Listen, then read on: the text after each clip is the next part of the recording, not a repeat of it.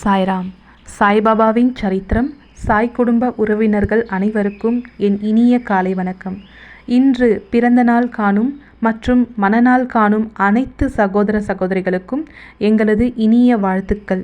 நாம் நம் பிரார்த்தனைகள் மற்றும் வேண்டுதல்கள் பலிக்க நம் சாய்பாபாவின் பொற்பாதங்களில் நம் கோரிக்கைகளை தொடர்ந்து 48 நாட்கள் சங்கல்பம் செய்து கொண்டு பிரார்த்தனாஷ்டகம் செய்வோம்.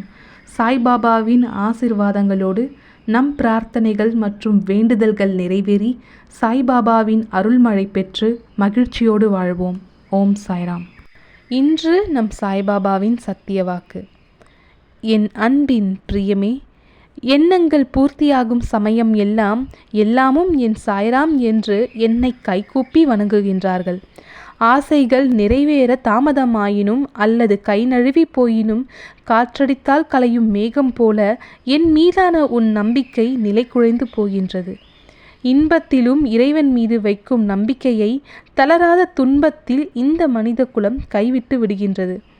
இது மீண்டும் நடக்காமல் இருக்க என்னிடம் நெருக்கமாக வர வேண்டும் என்றால் அதற்கான ஒரே வழி எல்லா விதமான சூழ்நிலைகளிலும் மாறாத மற்றும் அசைக்க முடியாத நம்பிக்கை கொள்வது மட்டுமே.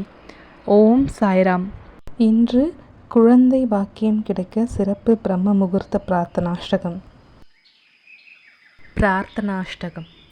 சாந்தமான மனமுடையவரே, சிறந்த அறிவுடையவரே, சாய்நாதா, அருள் நிறைந்தவரே, கருணை கடலே, சத்திய ஸ்வரூபமானவரே, மாயையாகிய இருளை அழிப்பவரே, ஜாதி மதங்களுக்கு அப்பாற்பட்டவரே, சாதனையின் முடிவை அடைந்தவரே, எண்ணங்களுக்கு அப்பாற்பட்டவரே, கருணைக்கு உறைவிடமே, ஷீரடி கிராமத்தில் உறைபவரே, ஓ சாய்நாதா, என்னை காப்பாற்றும்.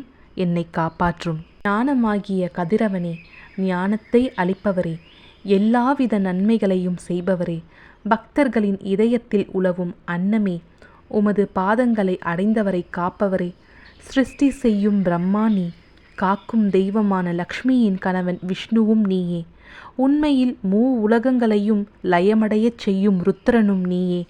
நீர் இல்லாத இடம் இவ்வுலகில் எங்கும் இல்லை. சாய்நாதா, நீர் எல்லாம் அறிபவர், எல்லோரின் இதயத்திலும் உறைபவர். எனது எல்லா குற்றங்களையும் மன்னிக்க வேண்டுமென்று வேண்டுகின்றேன். பக்தியின்மை, சந்தேகங்கள் போன்ற அலைகளை விரைவில் நீக்குவீராக. நீர் பசு, நான் பச்சிலம் கன்று. நீர் சந்திரன், நான் சந்திர காந்தக்கல்.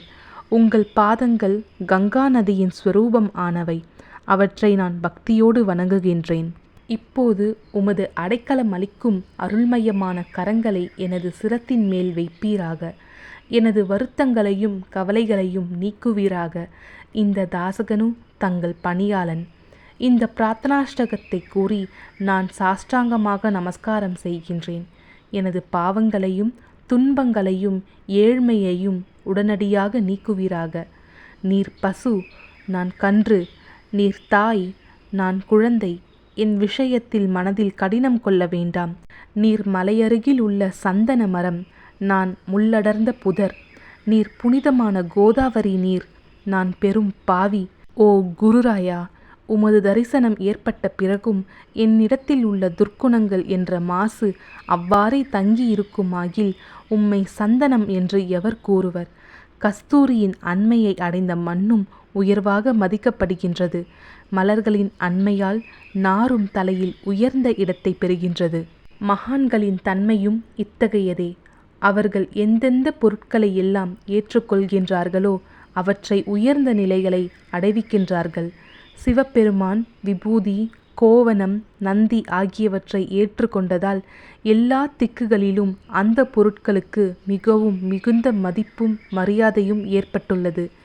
இடையர்கள் மகிழ்விக்கும் பொருட்டு பிருந்தாவனத்திலும் யமுனை நதிக்கரையிலும் ஜகத்துக்கெல்லாம் இறைவனானவன் தஹிகலா என்ற விளையாட்டை விளையாடினான். ஞானிகள் அவ்விளையாட்டையும் உயர்வாகவே மதிக்கின்றார்கள். அவ்வாறே நான் துராச்சாரியாயினும் உம்மை அடைந்துள்ளேன். ஓ குருராயா, எனவே இதை பற்றி உள்ளத்தில் எண்ணிப்பாரும். ஓ குருராயா, இகத்திலும் பரத்திலும் எந்தெந்த பொருட்களை சுகம் என்று என் மனம் சந்தேகமற கருதுகின்றதோ அவற்றையெல்லாம் நிறைவேற்ற வேண்டும். உமது கருணையினால் இவ்வாறு செய்துவிடும். எனது மனதை அடக்கிவிடும். சமுத்திரத்தை இனிமையாக செய்துவிட்டால் பிறகு உப்புத்தன்மையை பற்றிய பயம் இல்லை. சமுத்திரத்தை இனிமையாக்கும் சக்தி உண்மையில் உனக்கு உண்டு. எனவே தாசகனுவின் இந்த வேண்டுதலை நிறைவேற்றுவீர். என்னிடம் என்னென்ன குறைகள் உள்ளனவோ அவை அனைத்தும் உமதே. சித்தர்களுக்கெல்லாம் அரசனான உமக்கு குறை என்பது பொருந்தாது. இப்பொழுது அதிகமாக சொல்வது எதற்காக? நீரே எனக்கு ஆதாரம். தாயினுடைய இடுப்பில் உள்ள குழந்தை இயல்பாகவே பயமுற்று இருக்கின்றது.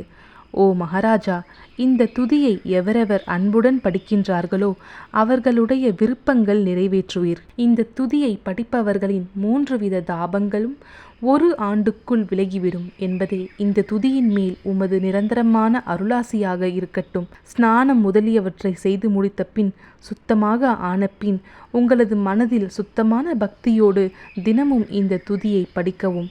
இவ்வாறு செய்ய முடியாவிட்டால் ஒவ்வொரு வியாழக்கிழமை அன்றும் மனதில் சத்குரு மூர்த்தியை இருத்தி படிக்கவும். அதுவும் கூட இயலாவிடில் ஏகாதசி தோறும் அதன் விளைவுகளை பார்ப்பதற்காக இந்த துதியை படியுங்கள். துதியை படிப்பவர்களுக்கு இறுதி கணக்கில் உயர்ந்த நிலையை குருமூர்த்தி அளிப்பார். நான் சொல்வதை கேட்டுக்கொண்டிருப்பவர்களே, இவ்வுலகியல் ஆசைகளை அவர் விரைவில் நிறைவேற்றுவார். இந்த துதியை பாராயணம் செய்வதால், மீண்டும் மீண்டும் படிப்பதால் முட்டாள்கள் அறிவாளிகள் ஆவார்கள். எவருக்காயினும் வாழ்நாள் குறைவாக இருப்பின் அவர்கள் இதை படிப்பதால் 100 ஆண்டு ஆயுள் உள்ளவர்கள் ஆவார்கள். இந்த துதியை படிப்பதால் செல்வத்திற்கு குறைவு இருந்தால் குபேரன் அவர்களது இல்லத்திற்கு வந்து பணி செய்வான். இது சத்தியம், இது சத்தியம், இது சத்தியம் என்று மும்முறை உரைக்கின்றேன். சந்ததி அற்றவர்களுக்கு இந்த துதியை படிப்பதால் குழந்தை செல்வம் கிட்டும். இதனை படிப்பவர்களின் ரோகங்கள் முற்றிலும் நீங்கிவிடும். தினம்தோறும் இந்த துதியை பாராயணம் செய்வதால் பயமும் கவலைகளும் நீங்கிவிடும். மதிப்பும் மரியாதையும் உயரும். அழிவற்ற பிரம்மத்தை உணர்வார்கள். ஓ அறிவாளிகளே, உமது உள்ளத்தில் இந்த துதியை பற்றி நம்பிக்கை கொள்ளுங்கள். தர்க்கங்கள், தவறான எண்ணங்கள் ஆகியவற்றிற்கு கொஞ்சம் கூட இடம் கொடுக்க வேண்டாம். ஷீரடி சேஸ்திரத்திற்கு கிரமமாக யாத்திரை செல்லுங்கள். பாபாவின் திருவடிகளை மனதில் இருத்துங்கள். அவர் அனாதைகளின் உறவினர். பக்தர்களின் விருப்பங்களை பூர்த்தி செய்யும் கற்பகத்தரு. அவருடைய பிரேமையினாலேயே இந்த துதியை எழுதினேன். இல்லாவிடில் பாமரனாகிய என்னால் இத்தகைய படைப்பு எவ்வாறு ஏற்பட முடியும்? சக ஆண்டு 1918 ஆண்டில் பாத்ர பதமாதம் சுத்த பக்ஷத்தில் கணேச சதுர்த்தி திதி அன்று திங்கட்கிழமை 2வது பிரகாரத்தில் புனிதமான நர்மதா நதி தீரத்தில் மகேஸ்வரர் என்ற க்ஷேத்திரத்தில் ஸ்ரீ அகல்யா தேவியின் சன்னதியில் ஸ்ரீ சாயிநாத ஸ்தவன மஞ்சரி நிறைவடைந்தது. மகேஸ்வரம் என்ற புகழ்பெற்ற க்ஷேத்திரத்தில் இந்த துதி நிறைவடைந்தது. ஸ்ரீ சாயிநாதர் என் மனதுட்புகுந்து ஒவ்வொரு பதத்தையும் என்னை கூற வைத்தார். தாமோதரன் என்ற சீடன் இந்த துதியை எழுதினான். தாசகனுவாகிய நான் எல்லா மகான்களுக்கும் பணியாள். ஸ்ரீ சாயிநாத ஸ்தவன மஞ்சரி சம்சார சாகரத்தை கடக்க உதவட்டும். ஓ பாண்டுரங்கா, இதுவே தாசகனுவின் பக்தி மிகுந்த பிரார்த்தனை. மங்களம், சுபமங்கலம். ஸ்ரீ சச்சிதானந்த சமர்த்த சத்குரு ஸ்ரீ சாய்நாத் மகராஜ் கி ஜெய். ஓம் சாய்ராம்.